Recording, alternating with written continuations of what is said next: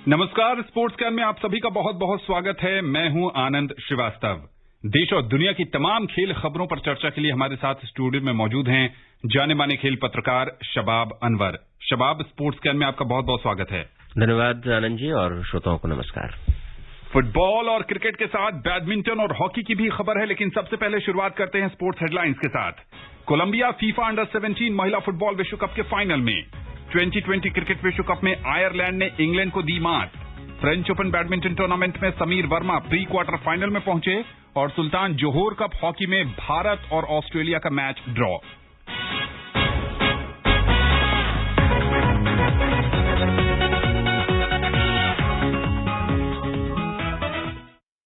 सबसे पहले शुरुआत करते हैं भारत में हो रहे फीफा अंडर 17 महिला विश्व कप के साथ।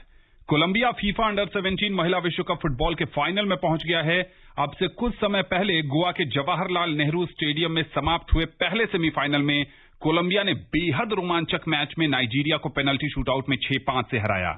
निर्धारित समय तक दोनों ही टीमें गोल रहित बराबरी पर थीं। शबाब, जो मैच चल रहा था अभी कुछ समय पहले ही समाप्त हुआ है। कांटे की टक्कर थी। शुरुआत होने से पहले कहा जा रहा था नाइजीरिया के पास एडवांटेज है, चूंकि 2012 और 2014 के अंडर 17 वर्ल्ड कप में नाइजीरिया ने कोलंबिया को हराया था, लेकिन आज शायद वो सारे बदले पूरे कर लिए कोलंबिया ने। बिल्कुल, और ये भी साबित हुआ चाहे खेल कोई भी हो कि आंकड़ों पर सब कुछ नहीं होता, हर दिन नया होता है। और एक चीज इस मैच में आप देखें, दोनों टीमों की तुलना करें तो भले ही पोजीशन और अगर कहा जाए जो एरिया वाइज गेंद ज्यादातर अपने पास उन्होंने रखी, लेकिन शॉट और जो बेस्ट टारगेट वाला जो शॉट होता है उसके मामले में कोलंबिया हमेशा पूरे टूर्नामेंट मैच में आगे रहा। तो इस हिसाब से अब कहा जा सकता है कि भले 58% गेंदें उन्होंने अपने पास रखी, 54 इनके पास थी, लेकिन कुल मिलाकर जो 2 मैचों की पिछली हार का जो एक मनोवैज्ञानिक दबाव होता था वो कहीं पर भी कोलंबिया की टीम की लड़कियों पर नजर नहीं आया। ये एक बहुत अच्छी बात। नाइजीरिया ने इससे पहले जो क्वार्टर फाइनल था अमेरिका जैसी मजबूत टीम को पेनल्टी शूटआउट में ही हराया था। आज शायद बड़े मैच का प्रेशर कहें या कोलंबिया ने उनको आउट क्लास कर दिया। देखिए, पेनल्टी शूटआउट एक तरह का कहा जाए कि लक अगर आपका साथ दिया तो ही हो सकता है। तो इसमें भाग्य कभी कभी साथ नहीं देता है। इसमें सब कुछ 2 ही खिलाड़ियों पर निर्भर करता है, एक शॉट मारने वाला, एक शॉट बचाने वाला। तो पूरी टीम केंद्रित होती है और वहां पर कुछ भी हो सकता है। अब उनका इंतजार 8 बजे का है, चूंकि स्पेन और जर्मनी दूसरे सेमीफाइनल में एक दूसरे के आमने सामने होने वाले हैं। जो टीम जीतेगी उससे कोलंबिया को खेलना होगा और ये बहुत बड़ा मुकाबला होगा। 8 बजे से शुरू होने वाला है। हमारी नजर इस पर भी बनी रहेगी। कल के स्पोर्ट्स कैन में हम आपको अपडेट देंगे कि फीफा अंडर 17 महिला विश्व कप का फाइनल कोलंबिया और किसके बीच खेला जाएगा। फुटबॉल विश्व कप के बाद अब बात करते हैं 2020 क्रिकेट विश्व कप की। आज मेलबर्न में वर्षा से बाधित मैच में डकवर्थ लुईस नियम के आधार पर आयरलैंड ने इंग्लैंड को 5 रन से हराकर बड़ा उलटफेर किया। आयरलैंड की पूरी टीम पहले बल्लेबाजी करते हुए 19 ओवर और 2 गेंद में 157 रन बनाकर आउट हो गई। एंड्रू बलबीरनी ने बेहतरीन बल्लेबाजी करते हुए 47 गेंद में 62 रन की शानदार पारी खेली। 158 रन के लक्ष्य का सामना करते हुए इंग्लैंड के नियमित अंतराल पर विकेट गिरते रहे। बारिश से मैच रोके जाने के समय इंग्लैंड ने 5 विकेट पर 105 रन बना लिए थे। मोइन अली 24 और लियम लिविंगस्टन 1 रन बनाकर नाबाद रहे।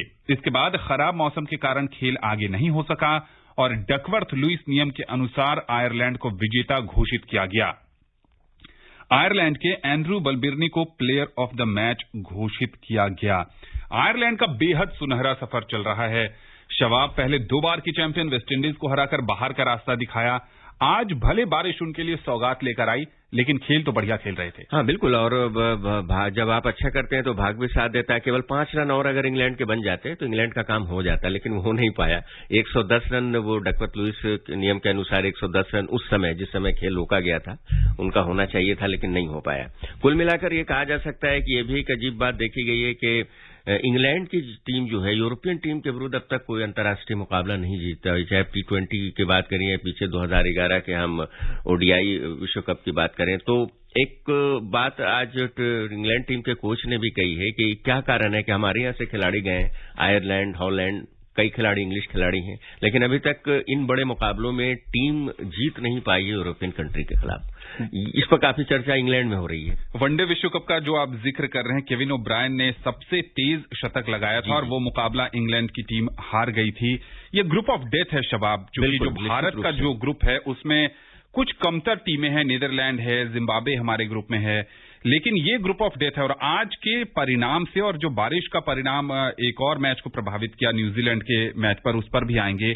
यहां से इंग्लैंड के लिए मुश्किल खड़ी हो सकती है। या बहुत मुश्किल खड़ी हो सकती है, और इसीलिए तो ग्रुप ऑफ डेथ इसे कहा जा रहा है। अब भारत और पाकिस्तान वाले ग्रुप पर बहुत ज्यादा चर्चा हो भी नहीं रही है, कि वहां भारत और पाकिस्तान के अलावा एक दक्षिण अफ्रीका ही एक ऐसी टीम है। हालांकि उस पर भी बारिश का साया विश्व कप में आप जानते हैं हमेशा मंडराता रहा, और एक मरतबा फिर प्रभावित हुई टीम। लेकिन ये ग्रुप जो है काफी मुश्किल है, और अभी बहुत सारा उलटफेर मुझे ऐसा लगता है कि यहां पर होना बाकी है। जी हां, ऑस्ट्रेलिया को अपनी सरजमी पर पहले मैच में ही न्यूजीलैंड ने हराया, और उसके बाद अब ये जो इंग्लैंड की हार है, उससे ग्रुप ऑफ डेथ में कौन सी दो टीमें आगे जाएंगी, मुकाबला बेहद रोमांचक हो गया है। मेलबर्न में आज एक और मैच होना था। वो मैच था न्यूजीलैंड और अफगानिस्तान के बीच, लेकिन बारिश के कारण इस मुकाबले में टॉस तक नहीं हो पाया और मैच रद्द कर दिया गया। मैच रद्द होने के बाद दोनों ही टीमों को एक एक अंक दे दिया गया है। इसके बाद ग्रुप 1 में पॉइंट टेबल में 1 अंक के साथ अफगानिस्तान छठे और 3 अंक लेकर न्यूजीलैंड पहले पायदान पर है। न्यूजीलैंड के लिए इस विश्व कप की शुरुआत अच्छी रही है। टीम ने पहले मैच में ऑस्ट्रेलिया को 89 रन के बड़े अंतर से हराया था। दूसरी तरफ अफगानिस्तान की शुरुआत ठीक नहीं रही। उन्हें अपने पहले मैच में इंग्लैंड के साथ हार का सामना करना पड़ा था। अगर ये मुकाबला होता तो अफगानिस्तान के पास भी एक चांस बन सकता था शबाब की यहां पर बढ़िया खेले, जीतें और अपने लिए कुछ उम्मीद बनाकर रखें। लेकिन न्यूजीलैंड ने इस विश्व कप में जिस तरह की शुरुआत की है, ऑस्ट्रेलिया को जिस तरह से एक बड़े अंतर से हराकर अपना एनआरआर भी काफी अच्छा कर लिया है, तो उसके मुकाबले में बहुत ज्यादा कुछ करने के लिए अफगानिस्तान के पास था नहीं। निश्चित रूप से अफगानिस्तान में एक ऐसी टीम है जो लगातार उलटफेर करती रही है। लेकिन न्यूजीलैंड की आप टीम देखिए, हमेशा छुपी रुस्तम टीम कही जाती है न्यूजीलैंड। कभी कुछ बहुत ज्यादा स्टार खिलाड़ी और आईसीसी रैंकिंग में पहले, दूसरे, तीसरे पायदान के खिलाड़ी आपको उसमें नहीं मिलेंगे। लेकिन जब परफॉर्म करने की बात आती है तो न्यूजीलैंड बड़ी खामोशी से तैयारी करती है। न्यूजीलैंड क्रिकेट बोर्ड का कहना है कि हम अपनी तैयारियों को ज्यादा मीडिया या सोशल मीडिया पर बताते भी नहीं है, और ये हमारी रणनीति का एक हिस्सा है। ये शुरू से रहा है कि वो बताते नहीं है। जिस तरह से बॉलर जब अपनी सिम को छिपा के गेंदबाजी जिस तरह से करता है, इसके लिए न्यूजीलैंड के भी बहुत सारे बॉलर मशहूर हैं। तो ये रणनीति न्यूजीलैंड की रही है। ये अलग बात है कि बहुत ज्यादा सफलता कप उठाने के मामले में नहीं मिली है, लेकिन उलटफेर और एक बड़ी टीमों के खिलाफ कैसे मैच जीता जाता है, ये उन्होंने इस वर्ल्ड कप में शुरू से ही ऑस्ट्रेलिया को हराकर दिखाया। तो इसको देखते हुए मुझे ऐसा नहीं लगता कि अगर ये मैच होता तो शायद अफगानिस्तान कुछ कर पाता न्यूजीलैंड के विरुद्ध। जी हां, बिल्कुल सही कह रहे हैं शबाब की एक टीम जिस पर नजर रखने की जरूरत है वो है न्यूजीलैंड की टीम, यानी ब्लैक कैप्स की टीम। भारतीय क्रिकेट प्रेमियों की निगाहें कल एक बार फिर T20 विश्व कप पर टिकी होंगी, क्योंकि सुपर 12 में कल भारत अपने दूसरे मैच में नीदरलैंड्स का सामना करेगा। पहले मैच में पाकिस्तान को हराकर टीम के हौसले बुलंद हैं। मैच भारतीय समय के अनुसार दोपहर 12:30 से शुरू होगा।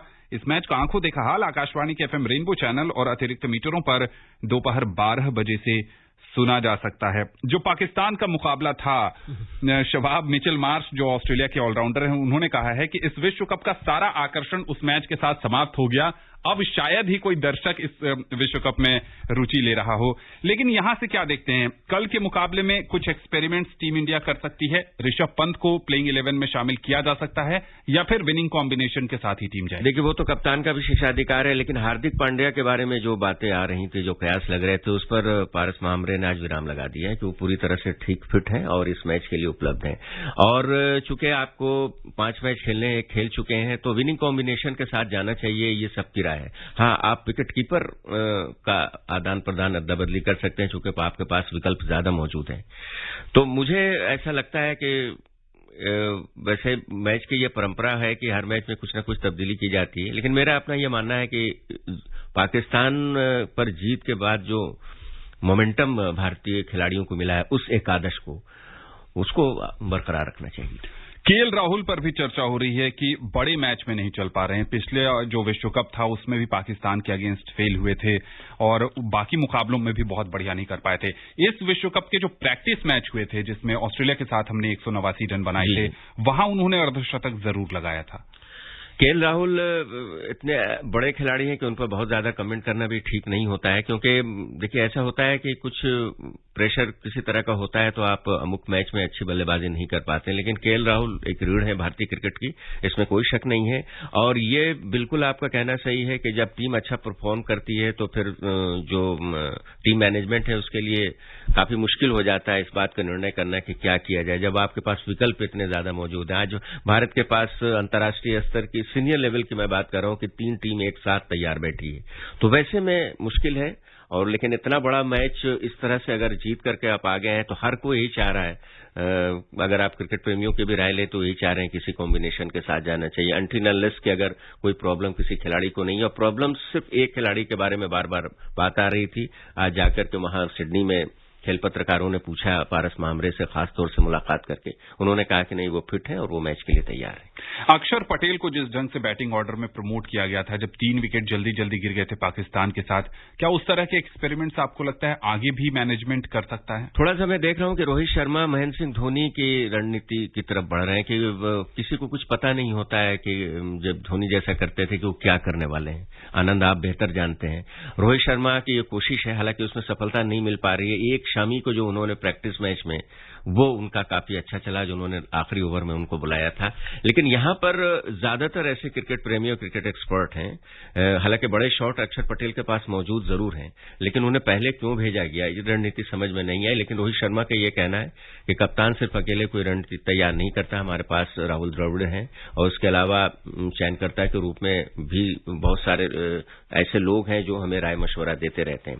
तो खुलकर कुछ उन्होंने कहा नहीं, लेकिन जिधर इशारा आपका है वो मैं समझ गया कि थोड़ा सा आश्चंबित करने वाला फैसला जरूर था। आपने राहुल द्रविड़ का जिक्र किया, शवाब, दबाव उन पर भी होगा क्योंकि जो मैनेजमेंट है बीसीसीआई का वो बदल चुका है। सौरव गांगुली उनको लेकर आए थे, उन्होंने भी बहुत ज्यादा डिलीवर नहीं किया है। रवि शास्त्री को इसीलिए हटाया गया कि वो कोई आईसीसी ट्रॉफी भारत को नहीं जितवा पाए। जब दक्षिण अफ्रीका टीम गई थी तो दक्षिण अफ्रीका उतनी ताकतवर टीम नहीं थी, हम वहां भी टेस्ट श्रृंखला हार गए थे।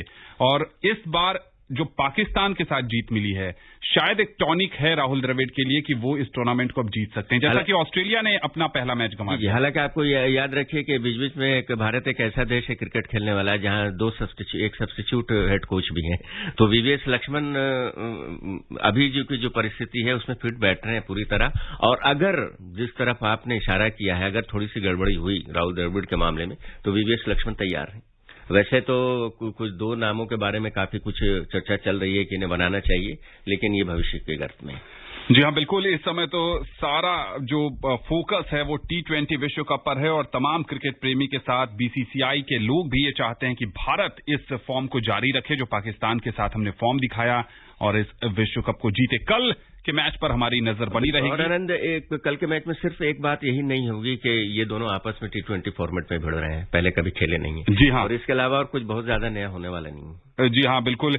वनडे विश्व कप में ये दोनों टीमें खेल चुकी हैं जिसमें भारत ने जीत दर्ज की थी, लेकिन कल पहली बार T20 में भारत का सामना नीदरलैंड से होगा। और आप आकाशवाणी के साथ बने रहिएगा आंखों देखा हाल सुनने के लिए दोपहर 12 बजे से। आईसीसी ने आज ताजा T20 रैंकिंग जारी की है। किन खिलाड़ियों को मिला है फायदा और किसे हुआ है नुकसान, बता रही हैं नईम अख्तर। T20 रैंकिंग में वर्ल्ड कप के पहले राउंड के आखिरी 6 मैच और सुपर 12 के पहले 7 मैचों को जगह मिली है। पाकिस्तान के खिलाफ यादगार पारी खेलने के बाद विराट कोहली को रैंकिंग में काफी लाभ हुआ है। विराट कोहली को 5 स्थान का फायदा हुआ है और वो अब टॉप 10 में 9वें स्थान पर पहुंच गए हैं। पाकिस्तान के मोहम्मद रिजवान पहले स्थान पर कायम है। न्यूजीलैंड के डेवन कॉनवे 3 स्थान के जबरदस्त फायदे से दूसरे स्थान पर पहुंच गए हैं। सूर्य कुमार यादव 1 स्थान के नुकसान से तीसरे स्थान पर खिसक गए हैं। न्यूजीलैंड के फिन एलेव 17 स्थान के फायदे से 13वें स्थान पर पहुंच गए हैं। गेंदबाजी रैंकिंग में अफगानिस्तान के राशिद खान फिर से पहले स्थान पर पहुंच गए हैं। ऑस्ट्रेलिया के जोश हेजलवुड दूसरे स्थान पर खिसक गए हैं। भारत की तरफ से भुवनेश्वर कुमार 2 स्थान के फायदे से 10वें स्थान पर पहुंच गए हैं। इंग्लैंड के सैम करन 8 स्थान के फायदे से 8वें स्थान पर पहुंच गए हैं। श्रीलंका के वानिंदु हसरंगा 3 स्थान के नुकसान से 6ठे स्थान पर पहुंच गए हैं। ऑलराउंडर रैंकिंग में हार्दिक पांड्या 3 स्थान के फायदे से तीसरे स्थान पर पहुंच गए हैं। शाकिब अल हसन पहले और मोहम्मद नबी दूसरे स्थान पर कायम हैं। मार्कस स्टोइनिस भी टॉप 10 ऑलराउंडर्स की लिस्ट में शामिल हो गए हैं और फिलहाल 10वें स्थान पर हैं। Naeem Akhtar, sports can. और अब बात करते हैं बैडमिंटन की। पेरिस में फ्रेंच ओपन बैडमिंटन टूर्नामेंट में समीर वर्मा पुरुष सिंगल्स के प्री क्वार्टर फाइनल में पहुंच गए हैं। राउंड ऑफ 32 में समीर ने मलेशिया के एंथनी सिंसुका गिंगटिंग को संघर्षपूर्ण मुकाबले में 21-15, 21-23, 22-20 से मात दी। आज ही राउंड ऑफ 32 में एचएस प्रणॉय का सामना मलेशिया के डैरेल ल्यू से होगा। एक अन्य मैच में लक्ष्य सेन और किदाम्बी श्रीकांत आमने सामने होंगे। महिला सिंगल्स में साइना नेहवाल पहले दौर में बाहर हो गई हैं। जर्मनी की योवेने ली ने कांटे की टक्कर में साइना को 21-13, 17-21, 19-21 से हराया। पुरुष डबल्स में सात्विक साईराज और चिराग शेट्टी की जोड़ी को फ्रांस के क्रिस्टो पोपोव और टोमा जूनियर पोपोव की जोड़ी ने 19-21, 21-9, 21-13 से पराजित कर बाहर का रास्ता दिखाया। एमआर अर्जुन और ध्रुव कपिला की जोड़ी भी हारकर प्रतियोगिता से बाहर हो गई है। समीर वर्मा ने जीत दर्ज की है शबाब, लेकिन आज जो मैच पर नजर है लक्ष्य बनाम किदाम्बी, वो ऑल इंडिया मुकाबला जो है इसे ऑल इंडिया मैच कहा जा रहा है, चूंकि दो भारतीय प्रतिद्वंदी के बीच मुकाबला है। काफी दिलचस्प होगा क्योंकि एक ही शैली के दोनों खिलाड़ी हैं और अगर कहा जाए तो जो रेटिंग है दोनों की लगभग बराबर है, एक तरह से खेलते हैं। एक टीम तो जरूर, एक खिलाड़ी तो जरूर आगे बढ़ेगा, इसमें तो कोई शक नहीं है। लेकिन कुल मिलाकर जो बड़ी खिलाड़ी जो टूर्नामेंट से बाहर हुई महिला वर्ग में, वो थोड़ा सा चिंताजनक है क्योंकि लगातार फिटनेस की समस्या साइना नेहवाल के साथ है। जब आप पहले दौर में बाहर हो जा रहे हैं, कॉमनवेल्थ गेम्स में आपको टीम में नहीं चुना गया, उसको लेकर विवाद हुआ, आप सिलेक्टेड टूर्नामेंट्स खेलते हैं और उसमें भी पहले दौर में बाहर हो जाते हैं, कैसे मतलब जो भारतीय बैडमिंटन संघ है या फिर साइना नेहवाल हैं, कितना लंबा करियर और किस प्रारूप में देख रही हैं? देखिए, ये फैसला जब खिलाड़ी इतना बड़े कद का हो जाता है तो उसे खुद निर्णय लेना पड़ता है और वहां पर थोड़ा सा कद संघ का अपने आप छोटा हो जाता है क्योंकि आप परफॉर्मर हैं और देश के लिए परफॉर्म कर रहे हैं। तो वहां पर ये निर्णय हर बड़े खिलाड़ी खुद से लेते हैं कि अब उनका करियर कितना आगे जाने वाला है। तो मुझे ऐसा लगता है कि सिवाय साइना नेहवाल के इसके बारे में कोई निर्णय कोई दूसरा ले नहीं सकता। क्या उनके जहन में अगले साल होने वाला एशिया कप और 2024 का पेरिस ओलंपिक होगा? नहीं, ये हो भी सकता है। उन्होंने ओलंपिक का तो एक बार नाम भी लिया था, जैसा कि आप बता रहे हैं कि मेरी नजर उधर भी है, लेकिन क्या वो इसके लिए तैयार और फिट हैं, ये बहुत बड़ा सवाल है, चूंकि उसमें वक्त है अभी। जी हाँ, और उसमें उनको रैंकिंग भी हासिल करनी पड़ेगी। हाँ। सीधा कट ऑफ अगर टूर्नामेंट में प्रवेश करना है तो बहुत जद्दोजहद है। उधर विश्व के दूसरे नंबर के खिलाड़ी ली जीजिया ने इंडोनेशिया के शेसर हिरेन रुस्तावीतो से 19-21, 18-21 से हारकर फ्रेंच ओपन बैडमिंटन चैंपियनशिप के पहले दौर से ही बाहर हो गए हैं। तो भारतीय खिलाड़ियों के अलावा ये बड़ा उलटफेर है कि वर्ल्ड नंबर 2 पहले दौर से ही हारकर बाहर हो गए हैं। हॉकी की बात करें तो भारतीय जूनियर हॉकी टीम ने आज 10वें सुल्तान जोहोर कप में ऑस्ट्रेलिया के साथ रोमांचक मैच 5-5 से ड्रॉ खेला। भारत के लिए शरदानंद तिवारी ने 2, जबकि बॉबी सिंह धामी, अरिजीत सिंह हुंदल और अमनदीप ने 1-1 गोल किया। ऑस्ट्रेलिया के लिए Liam Hurt, Jack Holland, Joshua Brooks और जैक लैम्बेथ ने 1-1 गोल किया। भारत शुक्रवार को जोहोर कप के अपने 5वें मैच में ब्रिटेन से खेलेगा। जूनियर टीम भी कड़ी टक्कर दे रही है शबाब। बिल्कुल, और अमनदीप की जितनी भी प्रशंसा की जाए, मैच को बचाया भारत के लिए उन्होंने, और यही कारण है कि मुकाबला बराबर हुआ। और सबसे महत्वपूर्ण बात यह है आनंद कि अभी तक इस टूर्नामेंट में भारत एक मैच हारा नहीं है, तो ये महत्वपूर्ण बात है चूंकि भारत का प्रदर्शन काफी शानदार है। और 2 टूर्नामेंट ऐसे होते हैं मलेशिया में, एक सीनियर लेवल पर सुल्तान अजलान शाह और फिर जूनियर लेवल पर ये दोनों। तो अजलान शाह में तो भारत का दबदबा रहा है। इस टूर्नामेंट में थोड़ा सा भारत संघर्ष करता हुआ खिताबी जीत के मामले में अगर देखा जाए तो नजर आता है, लेकिन 2022 में शानदार शुरुआत। जी हां, 2 वर्षों के बाद ये टूर्नामेंट आयोजित किया जा रहा है। चूंकि 2020 और 21 में कोरोना के कारण ये प्रतियोगिता नहीं हो पाई थी, तो इस बार टीम पूरी तैयारी से गई है और उम्मीद यही करेगी भारतीय हॉकी टीम की इस बार खिताब के साथ वतन वापसी करे। चलते चलते बात करते हैं टेनिस की। Swiss Indoors Basel tennis tournament के अपने पहले मैच में स्विट्जरलैंड के स्टानिस्लास वावरिंका ने कमाल का प्रदर्शन किया है। उन्होंने दूसरी वरीयता प्राप्त नॉर्वे के कैस्पर रूड को 6-4, 6-4 से हराया। इस जीत के साथ ही वावरिंका ने 7वीं बार इस टूर्नामेंट के दूसरे दौर में जगह बनाई है। वो 15वीं बार इस टूर्नामेंट में भाग ले रहे हैं। 1 घंटे 18 मिनट तक चले इस मैच में वावरिंका ने 3 बार ब्रेक पॉइंट बचाए और 2 बार अपने ब्रेक पॉइंट को अंक में परिवर्तित किया। दूसरे दौर में वावरिंका का सामना अमेरिका के ब्रैंडन नाकाशिमा से होगा। पहले दौर में नाकाशिमा ने डेविड गॉफिन को 2-6, 7-6, 6-4 से पराजित किया था। शबाब, अब समय नहीं है कि इस पर या किसी और खबर पर आपसे चर्चा की जा सके। स्पोर्ट्स कैन से जुड़ने के लिए और तमाम खेल खबरों पर विशेषज्ञ राय हमारे श्रोताओं के साथ साझा करने के लिए आपका बहुत बहुत आभार। धन्यवाद आपका भी। स्पोर्ट्स कैन का आज का अंक यहीं समाप्त होता है। पूरी टीम को दीजिए अनुमति, कल आपसे होगी फिर मुलाकात। तब तक के लिए नमस्कार।